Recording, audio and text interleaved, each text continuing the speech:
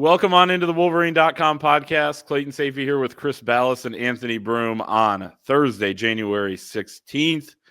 We will talk some Michigan football, transfer portal news. The NFL draft early declaration deadline has passed as well. I believe the NFL will be releasing the list of guys who decided to declare early at some point here today. We're recording at 2 o'clock, so obviously news could break as time moves on here today. And we will talk Michigan basketball as well. But if you're watching on YouTube, make sure to like the video, hit that thumbs up button, subscribe to our channel as well, and head to the Wolverine.com for all the latest on Michigan football, basketball, recruiting, NIL, transfer portal. You can use the promo code UM1 right now for 2 months of premium access for just $1. The three of us were just down in Nashville earlier this week for a mini publisher conference with folks over at On3. And hot damn, was that fun. Also some buckets of beer on Broadway were pretty good too. Fun. Just a ton of fun. I can't tell you how much fun it was partying with these guys and just seeing how these guys work. And what a damn fine group of people down there in Nashville. Very proud to be part of On3. And man, especially when they keep bringing free beer, I will never leave. So it was fantastic. But in all seriousness, we had a great year, and they let us know we're always striving to improve. We're not going to let up, but love the team and loved our time down there. Man, I could see why people go to Nashville for bachelorette parties. Apparently it's the number one bachelorette party destination. It was a Tuesday night, guys, and that place was freaking packed. So here's to Nashville. Yeah, I mean, when you're walking up and down Broadway and the somehow the Budweiser Clydesdale horses were there and they hand you a Budweiser on the street, like, well, I guess dry January is over. So it always good to get back down there. I've worked with a lot of the guys at HQ, going back to, I spent time at one of the other sites about 7 or 8 years ago, but always good to get back there. Good to hang out with you guys. And hey, it's nice to know that we're not going anywhere. Like, this site is as strong and is in great of a place it's ever been. And that's not propaganda. That's we're so excited about where we're at and where we have to go from here. So good week, productive few days, and now it's we're right back at it. Yeah, dry January is lame, so I'm glad you're on the good side now. Here, you spent a couple weeks on the dark side, but we got you back. Well, might be a few more weeks for me. Just gonna put that out there. So, all right, let's talk some Michigan football. 2 transfer portal commitments earlier this week. 1 wide receiver, 1 corner. Wideout Anthony Simpson out of UMass comes over. Cornerback Caleb Anderson from Louisiana. I guess we'll start with Anthony Simpson. Spent 2 seasons at Arizona. Didn't really do much. Was their kick returner, and then broke out after transferring to UMass in 2023. 57 catches for 792 yards. 3 touchdowns as a slot receiver, so I think he can kind of factor in with Samaj Morgan there at the slot position. Had 11 carries for 93 yards and a touchdown. You see some of his highlights, few end arounds on there. Got hurt early this past season, and then Don Brown, who was the head coach at the time before getting fired, announced in early October that he was no longer part of the team. There wasn't really explanation, so a lot of speculation, obviously, on what happened. But now he's a Michigan Wolverine. They have the connection there with Steve Kasula, Michigan's tight ends coach, who was the offensive coordinator at UMass in 2023 when Simpson had that strong season. So you're adding to the wide receiver room, maybe not the sexy move a lot of people were hoping for. Transfer portal kind of winding down here. We'll see if they make any moves in the spring, but so far, Donovan McCulley from Indiana and Anthony Simpson from UMass. Yeah, it doesn't really move the needle for me, I'll be honest. And I'm not going to sugarcoat it. And I'm going to say that if it were Skylar Bell from UConn, which a lot of us expected it to be, I would have been like, this is a great addition. This is somebody that's really going to move the needle, that's going to catch some passes, and is going to contribute. There's a reason that UConn really wanted to keep him. I hope they revisit that in the spring portal and that he is open to the suggestion. But this one, to me, I'm not going to call it a head scratcher, but I'm just going to say right off the bat, I don't think it moves the needle, and I think it's going to be. I'd love to be proven wrong, but I don't think it's going to be one that really helps this team win a championship, which is obviously the goal. Yeah, when you come out of the season that they just had, if I were to power rank maybe what were the biggest issues, I think offensive line play, quarterback play, and whatever you believe in most, however you want to rank that, those were the top two issues. But the wide receiver group was right there at number 3. When you go through a year when you have your two leading receivers had 27 catches and 23 catches respectively, that was Samaj Morgan and Tyler Morris. I would have liked to see a little bit more, especially since you lose Tyler Morris and they have a nice freshman class coming in. But the thing that concerns me, and there are two sides to this. One, it could be kind of a shrewd, under the radar, hey, let's just get this guy healthy and in a good situation, and maybe he pops again. But the thing I'm concerned about when you look at the totality now of these two wide receivers that they brought in is that their last really big college contributions came now 2 seasons ago, and they both had injuries they dealt with this year. McCauley leaves his team. Simpson departs from his team. I don't think it's unfair to wonder why they didn't aim a little bigger. Now, again, when you have a guy like Steve Kasula on staff who coordinated an offense that Simpson was in, goes to bat for him. Yeah, I could see why it would fit for them, but I don't know that we got the answers or maybe the production that we were expecting them to get out of this winter portal period. So I can't call it pass, fail, great addition, bad addition, one way or another. But if you're someone who went into this feeling underwhelmed with what they have there, I don't know that anything they've done over the last month has really fortified that all that much. I agree. And it is interesting. Like, you bring in 2 wide receivers and you don't really know what to make of them or how they're going to translate to Michigan, partly because they really didn't play much football this past season. You have to look at 2 years ago, and both of them were the leading receiver on 3-win teams, UMass in 2023, Indiana in 2023. And, I think when you look at Anthony Simpson, who was, a guy that was productive that season, how is he going to translate up? That was kind of his only year that he had much of an impact. Then, you start talking about a small sample size. Okay, you can go game by game. Auburn had a big game, 4 catches, 89 yards in a touchdown. Penn State, only 3 catches for 2 yards. So not as good there. So, okay, what do you make of that against higher competition? Not exactly sure. And, I guess you're also gambling on or betting on some of the guys you already have developing and being much better than they were this past season, like Frederick Moore, Peyton O'Leary, Samaj Morgan, Kendrick Bell, who played a lot of snaps this past year. But like you said, Anthony, you lose Tyler Morris, you bring in these 2 guys. I don't know if it's a wash, maybe a slightly upgrade, maybe not. But it's not necessarily something that really is going to, I think, boost that wide receiver core. I think quarterback play can, but beyond that, I'm not sure you got a ton better there so far. And I think they did aim higher with some of these guys. I just think they didn't land some of them too. It's part of the problem. And you hope that a Caleb Anderson turns out like an Amir Hall, and and the guys that they brought in the last few years that have really, by the end of the year, really played up and really played their best football and were developed pretty well. So I guess that's the hope here. And we'll see, right? You're going to have a good pair. I think Zeke Berry's going to stick at corner from what we've heard. And hopefully Jair Hill continues to mature and improve.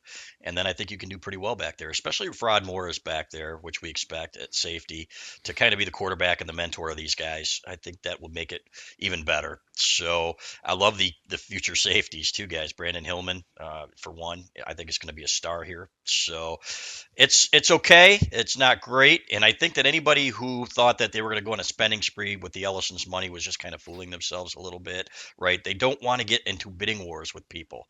What they want to do is have kind of set the market, is what Sean McGee told us. And then you're paying according to what you think the market is. And what I've said many times is, unfortunately, that means that you're going to lose some guys when people overpay out of necessity. So it just is what it is. But I think there'll be a sweet spot eventually. I wouldn't call it a salary cap, but I think there will be a sweet spot eventually in which they're not going to lose as many guys, but it's not going to be a spending spree year after year to fill out a roster and get the most expensive roster in football like it is other places. Yeah, just pivoting back to the wide receiver for a second. I think that when you look at the offense as a whole, I think, and again, they did aim higher. We heard that they were in on some of the bigger, a few of the bigger names that were in the portal. Maybe not the top 2 or 3, 4 or 5 guys, whatever they were, but guys that were productive and wound up going to bigger schools, or bigger, getting bigger paydays at other schools. I think the message overall is, when you look at the changes that, and we've talked about this here before too, the changes that they made or didn't make on the coaching staff on offense, some of the additions they've made, it's pretty clear that they think having a more experienced play caller and having a more stable quarterback position is I don't want to say the magical elixir, but that's going to solve a lot of problems for them. And it very well might. I certainly think that that's one of the areas you come out of this winter feeling pretty good about, is that they've got an experienced play caller in Chip Lindsey. They've got a guy who's coached quarterbacks. Your quarterback room is going to be much better with Bryce Underwood, with Mikey Keene. And that's a position where you're a rising tide that lifts people up too. Like this, the quarterbacks being better is great news for Frederick Moore and Samaj Morgan. And maybe we'll see if one of these freshmen pop, maybe one of these transfers, is kind of what the doctor ordered in terms of what they're looking for. So there's a little more nuance to it than just looking at the 2 names and saying, I'm overwhelmed or I'm underwhelmed with what they've done. I think that overall it's what they've done is still a net positive, but we're going to go into the spring and fall camp with that still being, to me, one of their bigger question marks. Let's talk about Caleb Anderson at the corner spot. Like we said, from Louisiana, played under Michigan secondary coach Lamar Morgan for 3 different seasons there, 2020, 2022, and 2023. Of course, Morgan went to Vanderbilt for that 1 year in between in 2021.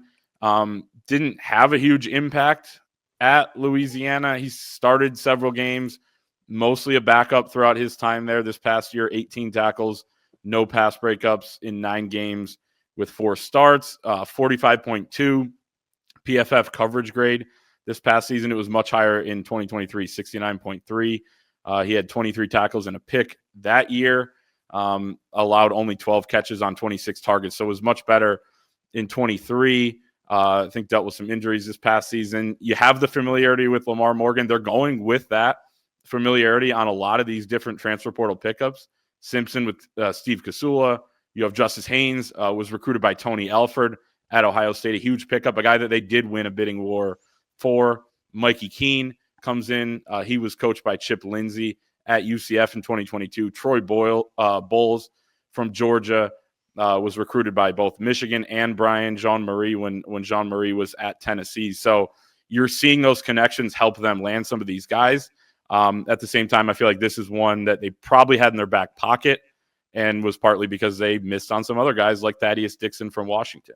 Yeah, and let's not pretend that they didn't have success in the portal either, right? Some of the names that you mentioned are going to be huge contributors. So, but again, it's not going to be like the Ohio State roster. They went all out and they spent all this money to buy a championship, and now they're on the verge of doing that, even though they didn't beat Michigan and failed to reach their goals this year. They might have a natty out of it. So, and everybody's saying, well, why can't we be that? Why should we do that? This and that, so on and so forth. And I don't think that is what they are shooting for here. And Sean McGee pretty much said as much. Even though James Franklin tried to steal the transformational, not transactional from Jim Harbaugh. This is still the place. Michigan's still the place where they really want that culture and that transformational, and, not just transactional. And I think we found that they have found the sweet spot at times with guys like Olu Oluwatimi who came in, guys who are great contributors for 1 year. So to me, it's going to get better and better, but don't expect them to go out and say, boom, we have $50 million every year, and we're going to get the number 1 player in the portal that we need every year. It just doesn't work that way. Damon Payne's a great pickup. I understand that people are saying, well, he's not the best. Well, you're not always going to have the best. You just need really good, and I think he will be really good next to Rayshon Benny, should he return, which we expect. So, to me, they did fine. If they would have gotten another elite lineman and wide receiver, I'd feel really, really good about it. And I will say this: you still got the spring transfer portal. You never know. So I'm not ready to say that this has been great or not so great yet, but I think it's good for now, and I think it still has the potential to get better. It does. And with Anderson, maybe a notch below, what Josh Wallace and Amir Hall were. Amir Hall came in as an FCS All-American, and I get that's an up transfer, but there's a lot of good football players at that level, and lower levels too. I mean, look at other guys in this class. Lawrence Hattar, was a star in D2. Cal Poly and Brady Norton, where he played his ball. That's a couple of guys that they've gone with on the offensive line. So, there's not as much separation between the levels. It's just in terms of maybe players with individual talent that slip through the cracks as there used to be. Again, this class as a whole, I think you're looking. Someone it was either in a chat or in a mailbag had asked recently, how would you compare it to how an NFL team would build their roster? And I think there are some comparisons in that, the bones at a school like Michigan, the bones of your football team are going to come via the guys that you've been developing, that you recruit from the high school ranks. And, in some of those key positions, I like what they've brought in.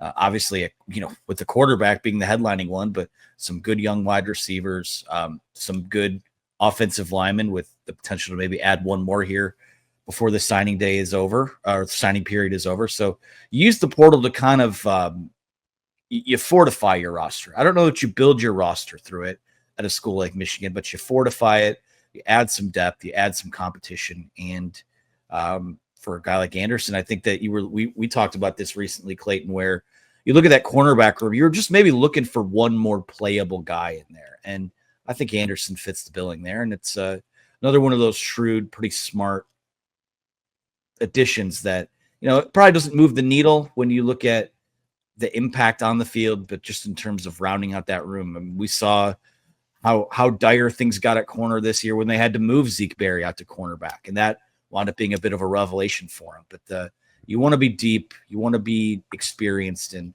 I think this portal class as a whole has kind of helped them get better in that regard. You hope Caleb Anderson is like somewhere at least in the middle of Ricky Johnson, who transferred in last year from UNLV, and Amir Hall, who transferred in from Albany. Ricky Johnson played in a couple games, one of them the Arkansas State game, and made a few mistakes, and we really never saw him again. He could be a guy that maybe kind of disappears or is just there. We got to find out, when he gets on campus and once he starts to get more comfortable. But is also somebody who could perform at a much higher level than that. And in totality, Michigan still ranks number one right now on threes transfer portal ranking. So these are just kind of the two latest additions. Obviously, we've talked a lot over the last numerous weeks about the other additions Michigan made. A lot of them really, really good. They're still working on some offensive linemen in the portal, so we're monitoring that. Troy transferred Daniel King, number one offensive lineman in the portal, went in yesterday. So still very early, but Michigan reached out to him.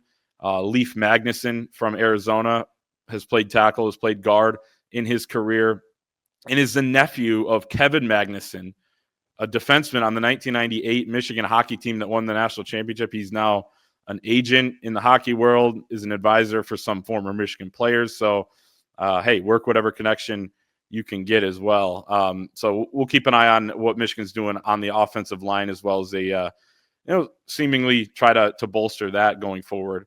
Let's continue to talk some Michigan football, but before we do, we got to talk about Prizepicks, our great sponsor. The most fun way to enjoy watching sports is with Prizepicks Daily Fantasy, where you can win up to 100 times your money this football season. You just select two or more players, pick more or less on their projected stats, and place your entry. It's a great way to test your skills as a fan. It's simple and easy to play. You can make your picks and submit them in less than 20 seconds. And we have a special offer for you. Go to prizepicks.com or the Prizepicks app. Use the code Wolverine to receive a guaranteed $50 once you play $5 in lineups. Again, go to prizepicks.com or the Prizepicks app. Use the code Wolverine to get $50 once you play $5 in lineups. Got some good ones out there today. Roddy Gale Jr., Michigan basketball. His projection right now, 11.5 points. You can go more than or less than on that. You got Dylan Larkin, more than 19.8 minutes on the ice tonight against the Florida Panthers. So all sorts of stuff over at Prizepicks. Daily fantasy sports made easy. Yesterday was the final day that underclassmen with eligibility remaining could enter their name into the NFL draft. You kind of assumed coming into that you would get announcements from guys like Rod Moore, Rayshon Benny, Jayshawn Barham, like before this deadline came. Nothing from any of them. We'll see when the NFL comes out with their list. I'm not sure if they only go with just juniors on that list or not. Looking at some of the past years, and maybe these guys will announce here today or in 30 seconds, whenever it could be. That's the problem with doing podcasting, and anything could break at any time. But for now, I mean, nothing from Jayshawn Barham, Rayshon Benny, Rod Moore, even Derek Moore and TJ Guy said they wanted to return. They haven't put anything out official yet, so we'll see. I guess still on call. And some guys just don't. I mean, they're just, hey, I don't need to tell everybody I'm coming back. I don't need an announcement. I'm sorry if you thought I was leaving, but Derek Moore basically told us he was coming back when we were at bowl practices, right? Rod Moore, I don't think was ever going to the NFL. He kind of talked about it a little bit, but there also is still a possibility for a spring portal if Michigan doesn't step up for some of these guys. And this is basically probably a negotiating thing on the part of their agents too, right? That, hey, they could go into the spring portal if they wanted to. I don't think anybody necessarily wants to, but if somebody offered double the money, fellas, and you're thinking, okay, I've got one more year and I can go make a ton of money somewhere else. We've seen it happen, right? We've seen it with Hunter Dickinson. I don't expect it to happen, but you know what? If you've got a few chips and a little bit of stake in the game, then I don't see the point of doing it. So I'm not concerned about either Rayshon Benny or Rod Moore. And speaking to people, they strongly believe that these guys are coming back, and we've said that many, many times. So, but again, there's negotiation going on. These guys are professional athletes now. Let's be honest. They are getting paid. They are negotiating contracts essentially. So I'd love to have them back, and hope Wink Martindale's there with them too, fellas, because I think that defense would be fantastic. And the way that they were gelling at the end of the year with Wink was really special to watch in those last two games, especially. Yeah, the fact that I'll just put it this way. The fact that we're at a point where there's really been no news, I think is good news, because you talk like a guy like Rayshon Benny in particular, he's very matter of fact. Like when we asked him right before bowl practices, like, what are you thinking of doing? He goes, oh, well, I'm a senior, and usually a senior means it's your last year in school. So I don't know. I guess we'll see what happens. So there's going to be a list that comes out from the NFL of guys that have entered the draft pool probably by the end of today. And I wouldn't be surprised if a few of those Michigan guys are not on it, and there is no announcement, and it's all, full steam ahead. So not really concerned about any of them. I know there was the collective had tweeted out welcome backs for Derek Moore and TJ Guy, and then deleted them, which again, I think is probably just more, hey, let's get some of these things a little more ironed out. I expect all of these guys back. And, these are all returns that I think are as big as any transfer portal addition they could have made. So to get them back, get them on the field, hopefully next time we do a show, we'll be reacting to all of these decisions that are made. But in the here and now, I think the fact that there hasn't been, Michigan season's been over for, almost 3 weeks now. The fact that there hasn't been, just an outright declaration to leave from any of these guys that are still on the board, I think it's probably good news. Mm-hmm. Chris, you mentioned Wink Martindale interviewing with the Falcons, the Indianapolis Colts, obviously, early potentially in some of those searches, a lot of guys being interviewed. He's had a lot of success in the NFL, 7 years as a coordinator, 20 years overall in that league, kind of in between his two different stints in college football. 1 year, does a really good job at Michigan overall, and is an NFL guy. I think that no one's surprised that he's getting interest. He's obviously listening. We'll see what comes of it. But what do you guys make of Wink Martindale's, interest and the interest from the NFL? Yeah, in the column that I wrote just a few days ago when he started interviewing, I said this is no surprise at all to anybody who got the Wolverine football preview. He flat out told me in our exclusive with him, he said if they back the Brinks truck up and if people want to talk, I'm not going to tell anybody, I'm not going to listen. And that included Sharon Moore and that included Ward Manuel when he accepted the job here.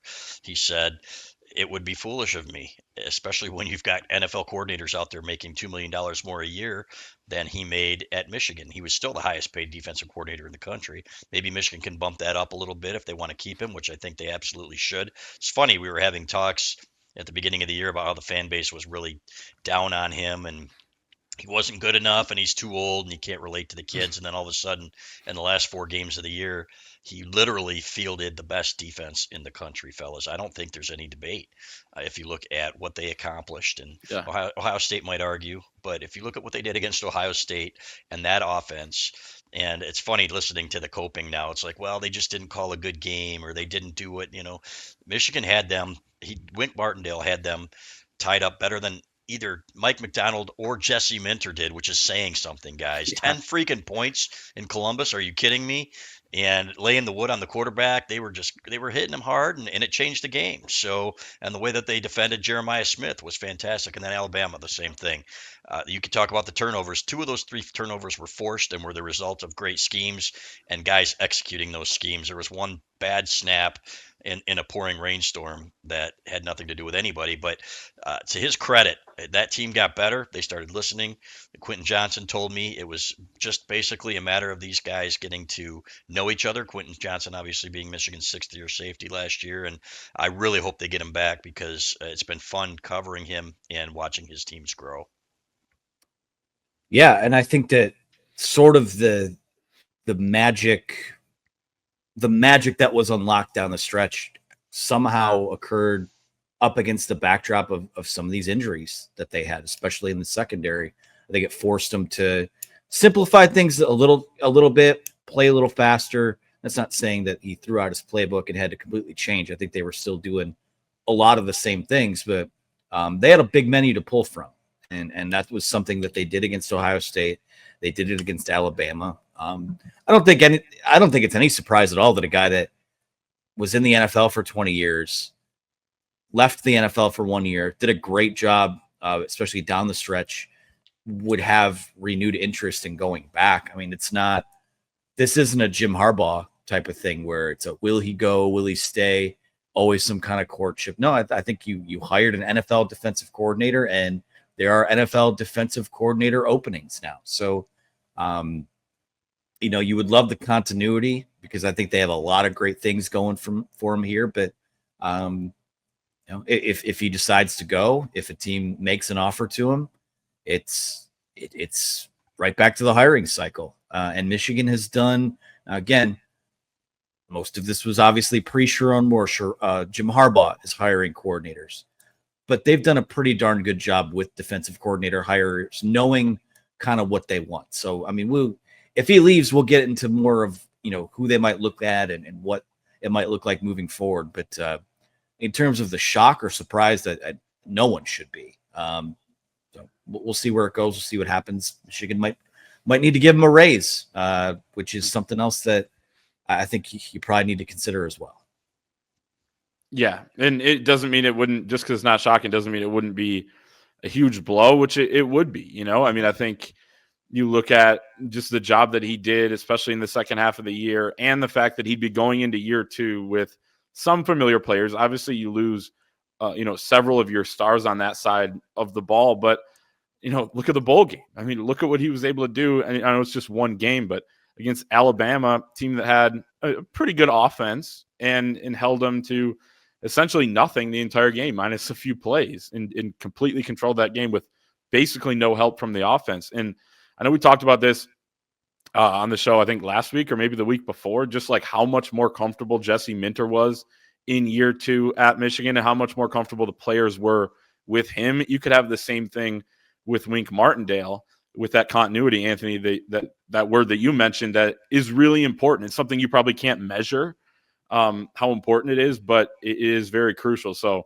if he goes, then we'll see who Michigan brings in, I would think you would want to keep this system because it has been so good to you. I mean, the record that Michigan football has since you brought over basically this Ravens NFL scheme is pretty ridiculous. Mike McDonald, Jesse Minter, now Wink Martindale, all having a bunch of success with it. So we'll see what his next moves are. And we'll be covering that over at thewolverine.com.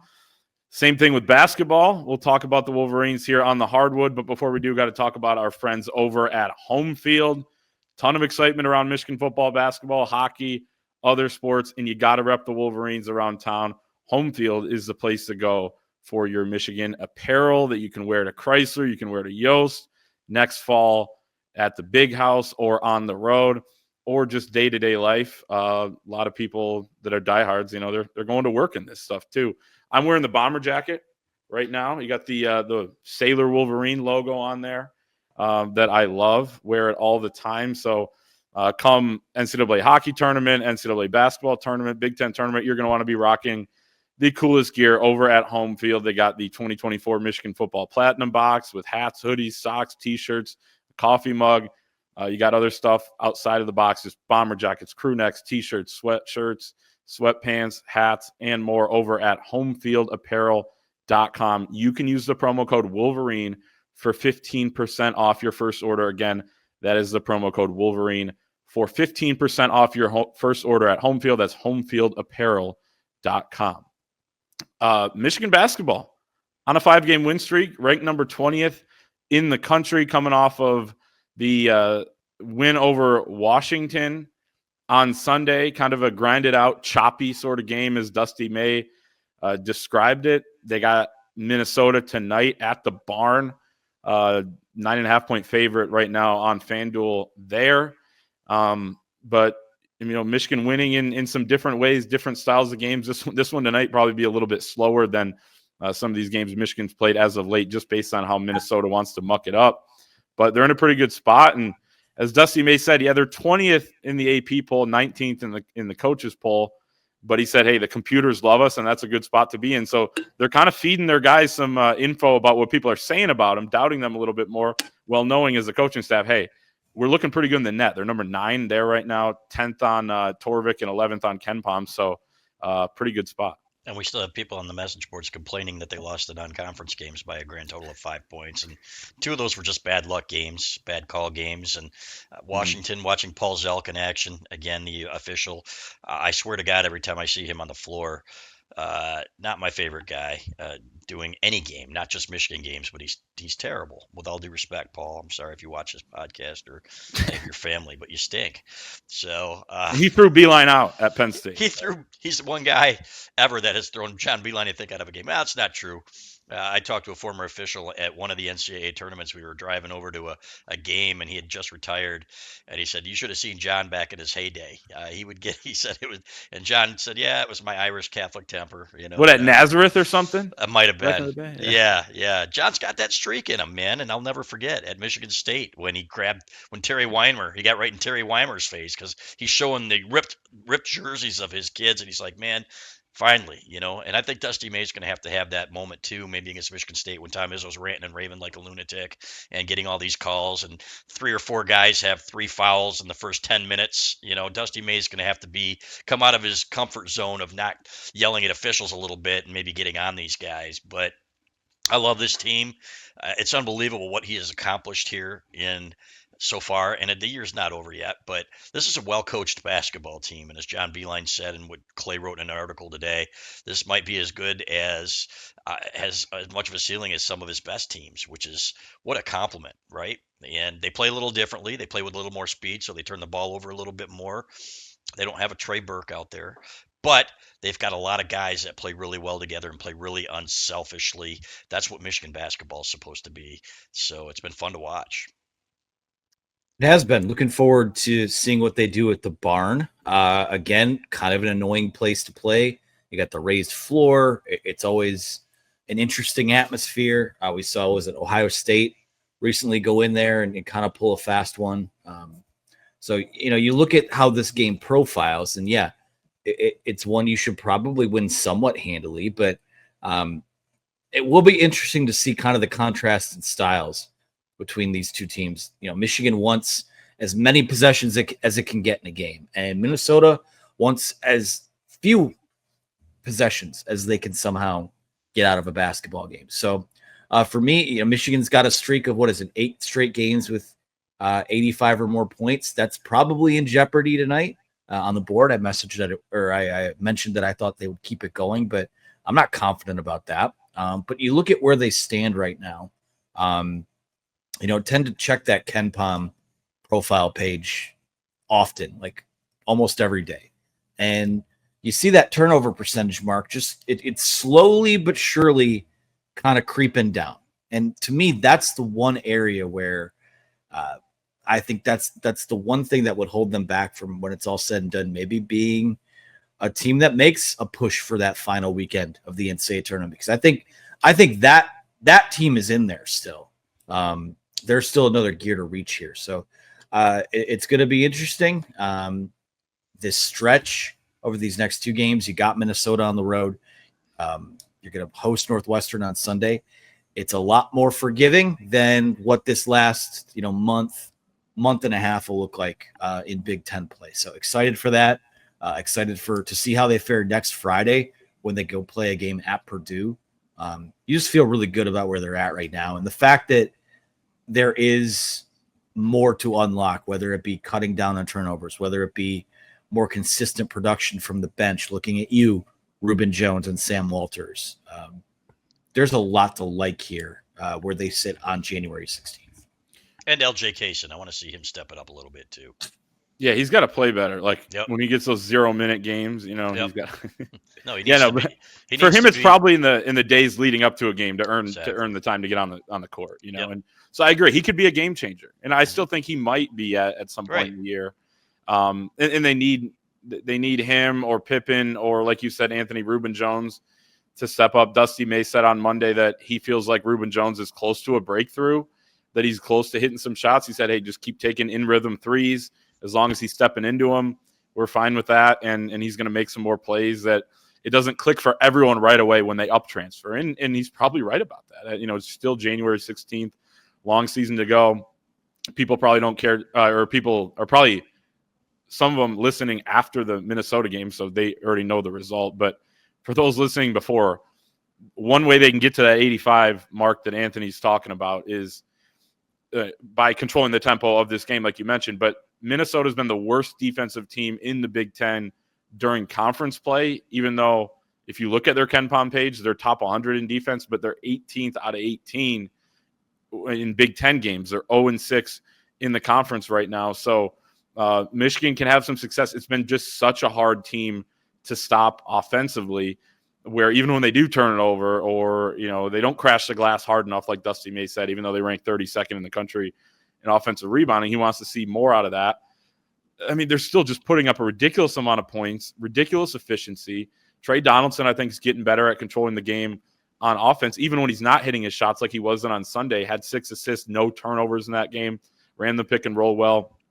By the way, this may be in Clay's plays later, but I got Trey Donaldson over 4.5 assists tonight. I think he's going to get 5 or 6, and we'll be cashing that hopefully tonight. No guarantees, but big game over the weekend in the Big Ten. Illinois at Michigan State. Illinois just took their frustrations out on Indiana the other night, sparking some fire. Mike Woodson chance 94-69 in that game. Michigan State beat Penn State last night. Kind of controlled that one all the way through, but already kind of excited for some of these marquee matchups. Michigan doesn't get Michigan State till February 22nd and then March 9th, and then the Illinois game just once they'll play the Illini. They come to Ann Arbor on March 2nd, so going to be a hell of a last couple weeks in the Big Ten, but Michigan's got to kind of hold serve until then, I think, to put themselves in a really good position. Anything else on basketball? Should we pick the national championship game? No, let's just do a GoFundMe. Gross. Keep Dusty May at Michigan. So it's people are worried that Indiana's going to make a run at him. I'd make a run at him if I were Indiana. I think he's the best young coach in the country, but he seems to be happy here. Boy, they're selling out, man. That arena's been fantastic. The atmosphere's been fantastic. What he has done here is nothing short of remarkable. How do you pronounce the? Go ahead. Go ahead. How do you pronounce what? How do you pronounce the Paul ref? His last name? Zelk. he was calling too many. I mean, it was a great atmosphere until he just blew the whistle every Right. 30 seconds. He sucked. He was Yeah. terrible. He took the life out of that place. He did. Congratulations, Paul. Way to make yourself the story. So it's my Paul, opinion. Just saying. Yeah, Paul, if you're listening, hit the thumbs up button, though. We Right. appreciate you. He's prepping for the game. Like, all right, what are these guys going to say? Right. What's the game going to be like tonight? Hey, Hopefully some other site's going to blame us when Zelk goes off on Michigan in a game because he's pissed off about our podcast. You know, one of our competitors. You cost them a win. We ruin recruitments. Right. We ruin the transfer portal. We ruin basketball games. It's everything. What else can we ruin? You know what? Tell us. Send us to your party. We'll send somebody there and ruin it, like a terrible clown show or something. We'll send EJ over there dressed up or something. So we can redirect a meteor towards Atlanta on January 20th. Let's get into No Man Knows the Future. Final one of the football season. Maybe come March Madness, we'll do like our best bets or something like that over on FanDuel. But No Man Knows the Future. Ohio State, Notre Dame, Atlanta, January 20th. Yeah, whatever. Not that big of a game. Ohio State 8.5-point favorite. Over under 46.5. I think a lot of Michigan fans want Notre Dame. You don't usually say that all that often. I do have Ohio State covering the 8.5 though in this game, and 2 straight Big Ten national titles. I don't really know what to expect here, but I'm going to go Notre Dame. I think Notre Dame's going to come and punch them in the mouth a little bit physically, and we'll see what happens. So, to me, I like Ohio State to win. I like Notre Dame to cover. I don't feel like I've gotten a single pick right in this segment this year. So maybe this is great news, but I could see this being, and I think Notre Dame's extremely tough. I think they have what they need to make this a game and win the game. They're a much better overall team than Michigan was this year. They could win this game, right? Unfortunately, I think we're probably going to see the Ohio State team that we saw, do what it did to Tennessee, do what it did to Oregon. I'm probably going to bet the over in this one if I was betting it, but I do think Ohio State wins, and I don't know that it's going to be all that close. A plea to Al Golden, if he's also a podcast listener, if we have refs and D coordinator, he's the D coordinator at Notre Dame. Play some zone, please. They're like the top man team in the country, but probably got to mix it up in this game. But we'll see about that on Monday night. We'll be tuning in for Michigan basketball tonight. Be at the game Sunday at Chrysler. Follow along over at thewolverine.com. You can use the promo code UM1 for 2 months of premium access for just $1. Get on our message board. Get behind the paywall on all of the articles. Like the video if you're watching on YouTube. Subscribe to our YouTube channel as well. And we will see everyone next time.